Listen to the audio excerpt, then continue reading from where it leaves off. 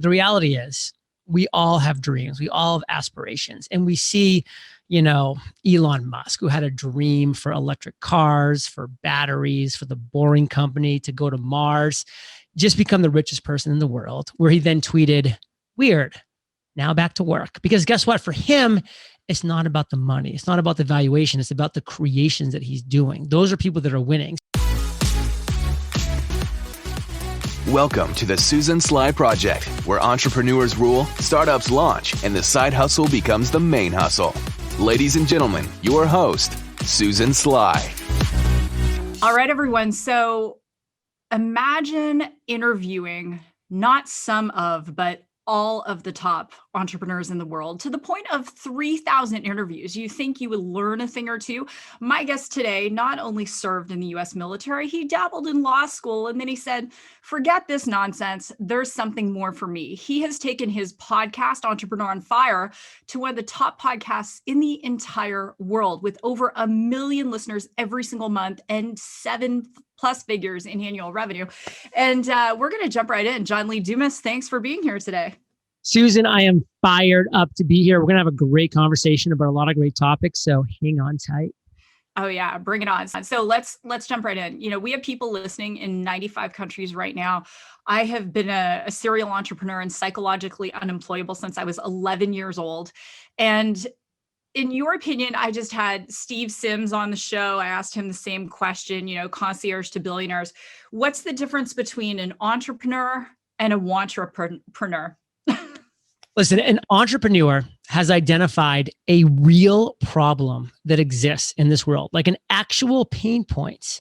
And they've created not just a solution, but the best solution to that real struggle. And then they found the audience to serve that solution to. That's an entrepreneur. That's what I did back in 2012 when I launched the first daily podcast interviewing entrepreneurs. Because Susan, Entrepreneurs on Fire was the best daily podcast interviewing entrepreneurs the day that I launched. It was the worst daily podcast interviewing entrepreneurs the day that I launched. It was the only daily podcast interviewing entrepreneurs the day that I launched. It was the only show in town. So it was the best solution for someone that wanted that daily dose of inspiration. That's why I won, period. And you have been a vanguard for podcasters. There are a lot of podcasters I've had on my show. There are lots of people out there. Who should do a podcast and who shouldn't? Listen, it's simple.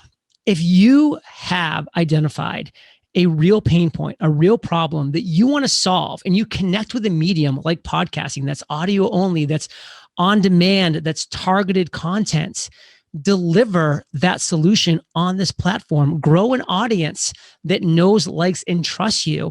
Then ask that audience, hey, I've been providing this amazing solution to you for a long time. What currently, above and beyond this, is your biggest struggle right now? What's your biggest struggle? Listen to what they tell you, and then identify which one of those major struggles you want to create as a premium, high-level paid solution. Maybe that's one-on-one coaching, a mastermind, a product, a service, SaaS, software as a service, whatever that looks like.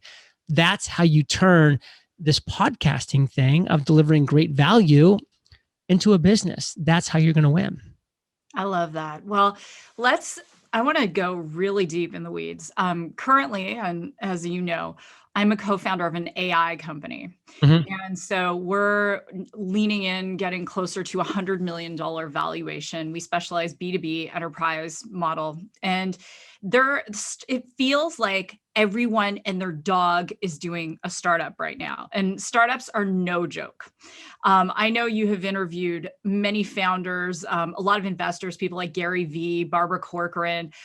Let's jump into the weeds. Why do you think it's startup fever right now? And let's talk about why the failure rate is so high with startups. Well, you said the word dog. So first off, let's give a shout out to Gus. He is just the most adorable golden doodle in the world. He is the best. But listen, the reality is we all have dreams. We all have aspirations. And we see, Elon Musk, who had a dream for electric cars, for batteries, for the Boring Company, to go to Mars, just become the richest person in the world, where he then tweeted, weird, now back to work. Because guess what? For him, it's not about the money. It's not about the valuation. It's about the creations that he's doing. Those are people that are winning. So if you are one of those people that it's about the creation, it's about the impact, it's about, changing the world on whatever level you want to change the world on, then this is a reason to get into it. And the reason why most people fail and most startups fail and flop, to your point, is they don't go into it with that mentality. They go after it because they want to get to, $100 million valuation that they own a tiny slice of, and then it goes public and they get their payout and then they're off to the beaches, which is fine. And that's totally cool if you want to do that. But your chances of success are much lower because you're not trying to change the world. And not everybody, by the way, should try to change the world. Honestly, I'm only trying to make my small impact in my small part of the world. My business has been netting 7 figures a year for 8 years in a row.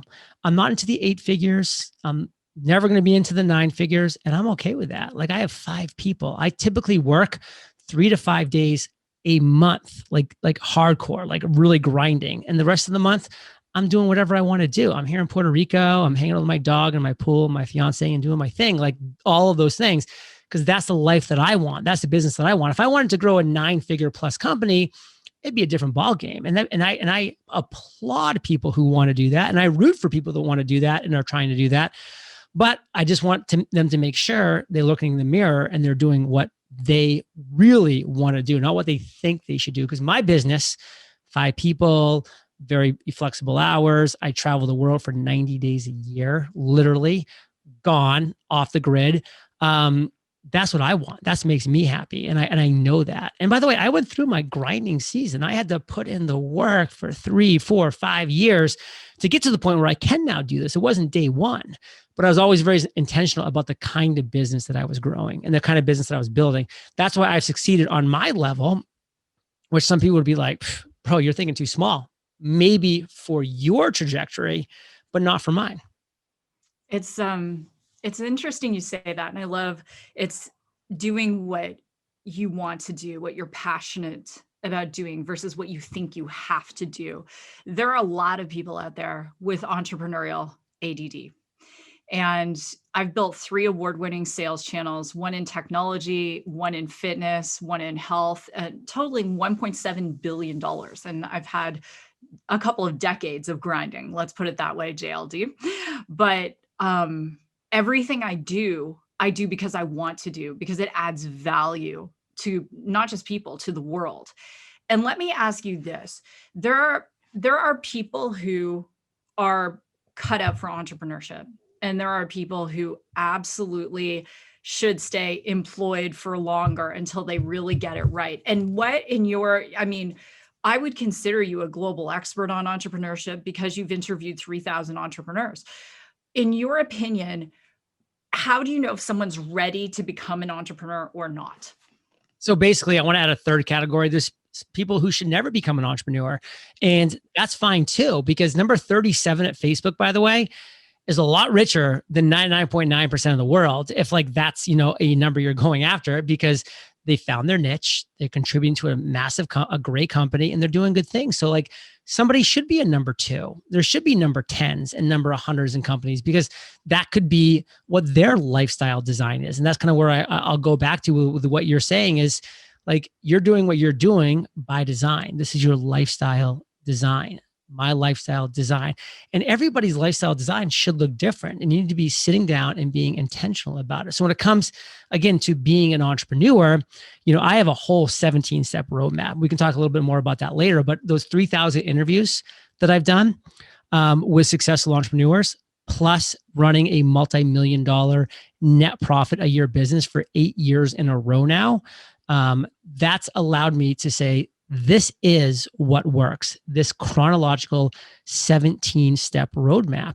And to one of your points, Susan, about, whether people should be an entrepreneur or not, or if they're ready to make the leap or not, I truly believe if you follow this 17-step roadmap and at the 6-month points, you haven't achieved some version of uncommon success, as I define in the book and take you through that process, you should not be an entrepreneur. It's just not cut out for you. And that's fine. And a lot of people will spend years and decades grinding on something that never is going to work in the first place and wasting all that time and energy when they could have been slotted into the right place and gone off and built the perfect life and business that they want. And that's what I think people need to identify. So it is trial by fire, because you want to get in there, go all in, and figure it out quick. I'd rather learn tomorrow or next month that this wasn't for me, building a venture capital, backed business. I want to find out if that's for me or not right away, not 4 years from now. So I can then shift and try something different and see if that's for me. And that's what I was doing for so long when I just finally slotted into Entrepreneurs on Fire. It's my business. I'm not part of a network. I'm not part of any conglomeration. It is just me. I haven't sold out to Spotify like Joe Rogan did. Although if Spotify wants to offer, got a very good paycheck for that. If Spotify wants to pay me $100 million, we'll at least have a conversation. But I'm running my own business down here in Puerto Rico. I'm keeping all the money I make with a 4% tax, no federal, no state. I've designed this: 5 people, myself, Kate, and 3 virtual assistants. Life is good. This is my business, my design. That's where people should be focused. My husband listens to every episode. He's a CPA, JLD, and I know what he's going to say. We should look at Puerto Rico after this episode. No. Look, if your husband's listening, my honest advice is don't even think about moving to Puerto Rico until you're ready to keep the money you make. Until you're ready to keep the money you make, you should stay where you are. I know. That's going to be a conversation over our next date night. Thank you, by the way. Or as they would say in Puerto Rico, bienvenidos. The interesting thing you brought up was entrepreneurial voyeurism, let's call it. Okay. And whether you're a 2 at a company, my friend was, I think, employee 17 at Yahoo or something like that. He made enough money to just never work again. There are lots of opportunities for investment. So, like Tim, I know you've had Tim Ferriss on your show. Oh, yeah. Tim grinded. Then he did 4-hour work week, and, everyone's drinking, what was a liter of wine that you were supposed to drink in 4-hour body? I can't remember all of the 4-hour things Tim did. And then he shifted into the investment world. So let me ask you this, in your opinion, what makes a good company? What are the tenets of that? So the tenets of a good company, number one, is to have a very clear list of your orders of value. And to me, this is a really critical point that I can go to a lot of business owners and say, what are your tenets of value? Like, what is your value system? Like, what do you really want? Number one, your vision for this business to be, but number two, do the people that are on your team in your business also adhere and believe in these same vision points? And, you shouldn't have 20 different points. It should be, keep it clean, 3 to 5, really clear that everybody can get them on board with and make that happen. And everybody's vision and everybody's tenets and everybody's so to speak, mantra can and should be different because everybody's in different industries, different goals, different aspirations. But the reality is, if you can't go to your, 17th employee and ask them, hey, what do you feel like the vision of this company is in this business? If I was per se, interviewing people in a business and I asked them that question from an outsider's perspective, if they couldn't snap their fingers and just light up and say, this is what we're all about here, then you're not building the right team, you're not building the right business, and you're not communicating in an effective manner. And so I've seen businesses that do that really well go on to great success, and the businesses that kind of skip over that part because they're focusing on other things, they always kind of seem to have that shaky wheel that eventually falls off and kind of causes the whole, business to implode from the inside out. And I've seen this time and time again, because by the way, now that I've interviewed 3,000 successful entrepreneurs, a lot of those, by the way, have been repeat guests who've come on 4, 5, 6, 8 years later in some cases.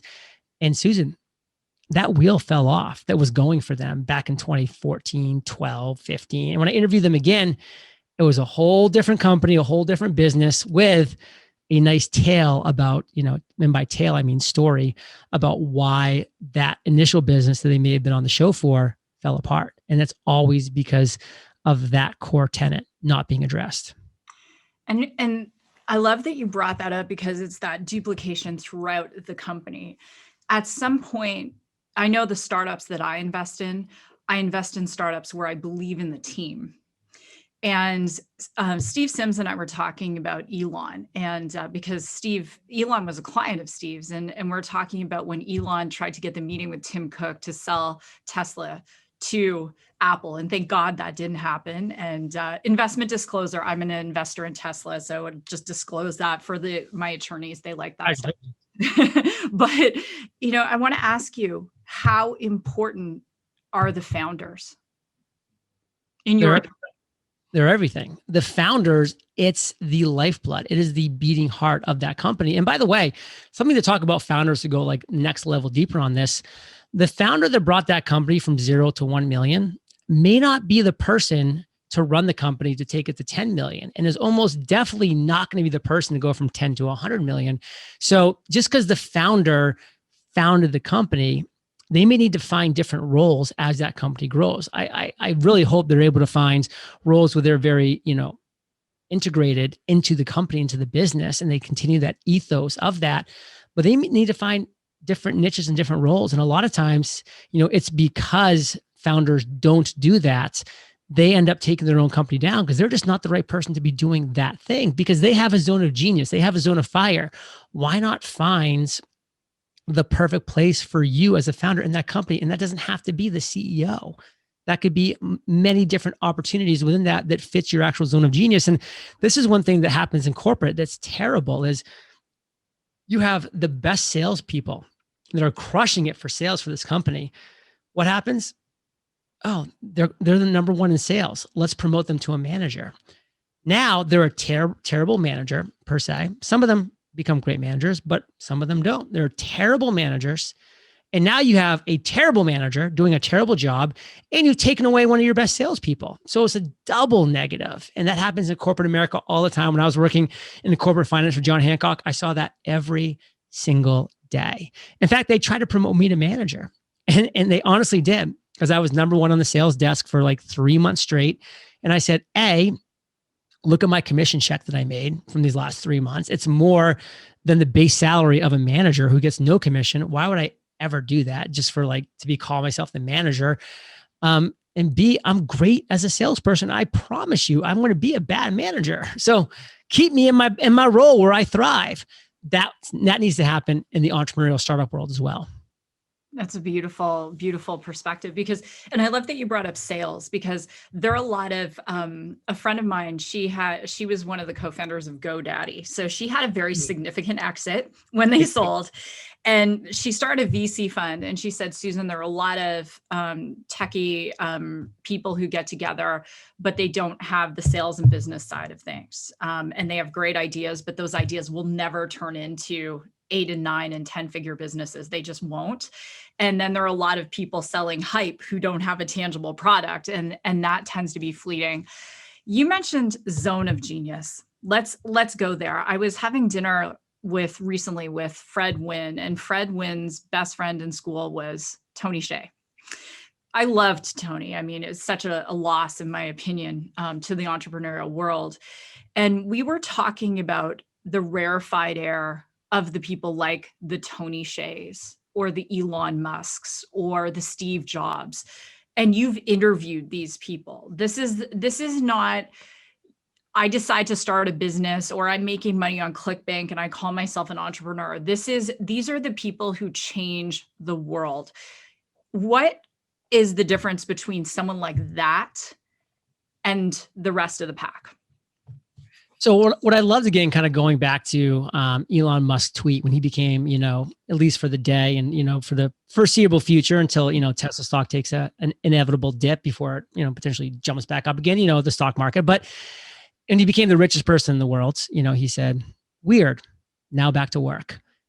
That's what separates the people that really, thrive in this world from the people that don't. They're in it, for reasons that are more than just what is the valuation, what is my net worth, what is X, what is Y, what is Z, but what is the impact that my business is making? And for Elon, it's getting to Mars. It's changing the energy, how we consume and produce energy in this world. It's, changing transportation, with the Boring Company. It's all of these things. Like that's his heart. That's his mission. Tony Hsieh, you know a lot more about him than I do, but for me, like looking as an outsider in, it's like he believed at the core that he could create a company that was so customer centric that no matter how much the numbers didn't make sense, free shipping there, free shipping back, all these different things, that he could make a business work on that philosophy. And he did. Zappos, and then boom, Amazon acquires it for astronomical figures. So that's, to me, what the difference is between the Tony Hsiehs and the Elon Musks. And by the way, 1,000 plus people that we'll never hear about because they're just, not in the public eye. They're doing different things in different worlds, but they're still running unbelievably successful companies, and they're doing it potentially until the day they die because, why would they stop? They're doing what they love. That is over the 3,000 interviews that I've done. Those are the people that are still today doing what they're doing because they have that ethos, that mentality. And again, I've told you, not everybody's a success story from Entrepreneurs on Fire. I've interviewed 3,000 people who were at the top of their game. There's hundreds that are still crushing it, maybe into the thousands, but there are also hundreds and into the thousands of people that have completely had to hit the reset button for various reasons because it is a roller coaster. It's the ups and the downs. And I know my reset button's coming up at some point in my life. Maybe it's the day that I die and I hit that reset button as I go away. Or maybe it's in 5 years when just there's a shift and something changes. Maybe it's in 5 months. I mean, we don't know. But again, I'm always very intentional about how I'm spending my days because how we spend our days is how we spend our lives. And if I'm not spending my days the way that I want to, I take that shift. And just before I kind of like ended this little rant right here, Steve Jobs' quote I love is, if you look in the mirror too many days in a row and you're not excited about what you're doing that day, it's time to make a shift. And it's not like every day you need to be like, this is the best. I'm so excited about my day today. Like you're going to have off days and bad days. And that wasn't his quote. It was too many days in a row. If that happens 5, 10, 20 days in a row, then you've got a problem. You've got to look at it. Otherwise, keep on rocking it. You mentioned the ups and the downs and the reset button. How important would you say failure is to success? It's everything. That's why for 2,000 episodes in a row, the first question I asked every successful entrepreneur, tell me your biggest entrepreneurial failure, your flop, because we learn so much from failure that potentially we can avoid as listeners, as consumers of this content. Failure is everything. And that's why I love learning from other people's failures to hopefully avoid a lot of them. You can never avoid all failures because it's going to be part of your life. And it's going to make you, more anti-fragile, by the way, which is an amazing book by Nassim Taleb that I highly recommend, Becoming Anti-Fragile. And that's what failure does to you. It makes you more anti-fragile. So it's everything. I asked you that deliberately because I've listened to a few of your shows. I want to a couple more quick questions. And I know you've got an incredible book coming out that can be pre-ordered. I want to ask you about habits. So 3,000 interviews. What habits do you say you would associate with some of the most successful entrepreneurs? Because I'm a big believer in modeling. Like I was a millionaire at 24. I lost it all. Then I was homeless and I came back and I was a millionaire 3 years later. I think that we can out-habit anyone. And if our habits are aligned with the habits of someone who's achieving success, provided we're aligned with their morals and values, eventually we'll become successful. Let's talk about habits. If you could list, 3 to 5 that our listening and viewing audience go, wow, if I do those, I know I'm going to be further ahead at the end of this year. What would they be?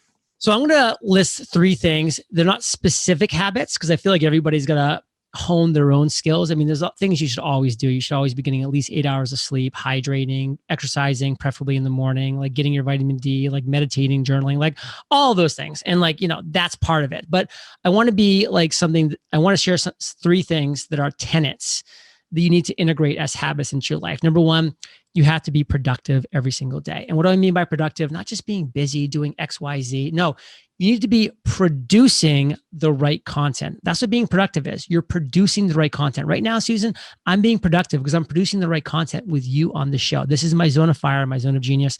I am being productive right now. So few people are productive. They think they are, they're not. Two, disciplined. You have to become disciplined. It's going to be just a habit of yours to be disciplined. What does that mean? Be a disciple of a plan of action. Have a plan of action and then being a disciple. The reason why I'm alive today, I'm not trying to be dramatic. I'm alive today because I was a disciple to a plan of action. I was an officer in the US Army, spent 13 months getting shot at in Iraq as a tank commander in charge of 4 tanks and 16 men. I faced potential death every single day for 13 months. But because I was a disciple to having a plan of action, I made it through those 13 months where unfortunately many of my comrades and friends did not, making the ultimate sacrifice. Number 3, you have to be focused. That has to be a daily habit of yours. Follow one course until success. Focus. If you have those 3 tenets, you're productive, you're disciplined, you're focused, you are going to win. Productive, disciplined, and focused. And thank you for your service, by the way. I wanted to say at the top of the show, I served my country. I'm originally Canadian. Love it. Yes. I served with a lot of great Canadians in Iraq. Love that military branch. Well, fun fact, my husband was the controller for the joint base in Afghanistan around the time where you were serving. So he was buying tanks and all kinds of cool stuff. So yeah, that's what I did. Shout out to my husband. I don't give him a shout out every show, but now he's getting 2 in one show. Double the pleasure for your husband today. I love it. Yeah. So let's finish with this. Firstly, I want to thank you from the bottom of my heart for being such an inspiration. We were talking just before we went into the show. I had seen you speak at the beginning of your career. Yeah. And I was a little bit of that backstory. I was pivoting back into technology. I was coding some of the early facial recognition back in 91. Then I left all that, went into the health and fitness world, came back into technology. And as I was doing a lot of soul searching and really thinking about my area of genius, you were one of the people all those years ago that inspired me to say, you know what, screw it. No matter how long it takes, this is where you need to be. And so that was on that journey. So thank you. Let's talk about the book. I'm so excited for your book. I'm pre-ordering after we're done this show, but let's talk about, this is your first published book. Who is it for? What is it about? Thank you for that opening. And I appreciate your pre-orders because pre-orders mean everything for a successful book launch. So we're making it irresistible for everybody that's listening. And let me tell you why. I spent the last 8 years interviewing over 3,000 successful entrepreneurs, not to mention being a multi-million-dollar a year entrepreneur myself. We're talking net profit 8 years in a row now. We're super transparent. I love the fact that we've published 89 monthly income reports in a row on our website with our accountant, with our lawyer, just to provide so much value, open and honest transparency as we can to help other people on their journey. And after these 3,000 plus interviews, I've said, you know what? There are tenets to success. In fact, I identified a 17-step roadmap chronologically, step 1 to step 17, that will lead people to uncommon success. And I get into what uncommon success means in this book and how you define your uncommon success. So the title, it just came to me, The Common Path to Uncommon Success, because it is not a complicated path. It is a simple path. It is a common path, but you need to follow it to get to your version of uncommon success. And I went all in on this. Like you mentioned, I partnered with HarperCollins, one of the big 5 publishers. It's been personally read and endorsed by Seth Godin, Gary Vaynerchuk, Neil Patel, Erica Mandy, Dory Clark, like super proud of that list. And I am going all out right now on the pre-order side of things because that makes all the difference in the world for when Amazon makes their bulk order. So I'm like, how can I make this pre-order of a $17 book that has millions of dollars, priceless value within? Again, 8 years of my life and 3,000 interviews and just of all of the people. How can I even make it more of a no-brainer? Well, number one, every single person who pre-orders the book and just pre-orders the book, I'm shipping all 3 of my journals, my Freedom, Mastery, and Podcast Journal, to your door. So we talked about productivity, discipline, and focus. The Mastery Journal, by the way, teaches you how to become those things, how to master those 3 skills in 100 days. The Freedom Journal is about accomplishing your goals, and the Podcast Journal is obviously about crushing your podcast. You get $150 worth of journals for free, shipped to your door when you pre-order a $17 Kindle, because we're going all out on this. It's not about, for us, making the most money on this book, of course, because we wouldn't be doing this if we were. It's about making the biggest impact, getting this book into your hands so you can get your uncommon success. We, by the way, have 4 other amazing bonuses also, all of which disappear, by the way, on March 23rd. These bonuses are only available for those who pre-order. So if anybody wants to learn more about the book, I have a great video and details and all that jazz. uncommonsuccessbook.com. uncommonsuccessbook.com. Go check it out. Get your pre-orders in, multiples, get some for your friends and your family. We have amazing bulk buy offers too, by the way, Susan. One of them is a full weekend experience with myself and Kate down here in Puerto Rico. We fly you down here first class, and you will leave after those 3 days just on fire. So super excited. Thanks for letting me chat about that, and ready to rock. Absolutely. uncommonsuccessbook.com. I am getting mine, and I know all of our listeners will. For your husband too. Yes, absolutely. We'll share with him. You can't share. Got to get to. Watch out. He might be your neighbor. It's always good to have a CPA as a neighbor, but I'm just saying. Empty lot right next to me. Mr. Sly, come on down. Yeah, now he's been mentioned 3 times in the show. So this is like more than all of the shows. Well, hey, listen, if you want to get your wife the best present ever, go and order the 300 books on the bulk buy. Sorry, the 1,200 books on the bulk buy. And you're going to spend a whole weekend at my house here in Puerto Rico with Kate and myself. It'll be an amazing couples weekend. Outstanding. All right. Well, JLD, thanks so much for being here. I encourage everyone to pre-order the book. And with that, this has been another episode of the Susan Sly Project. We will see you on a future episode. Ladies and gentlemen, this has been another epic episode of the Susan Sly Project. For more tips, strategies, and ideas, visit www.susansly.com.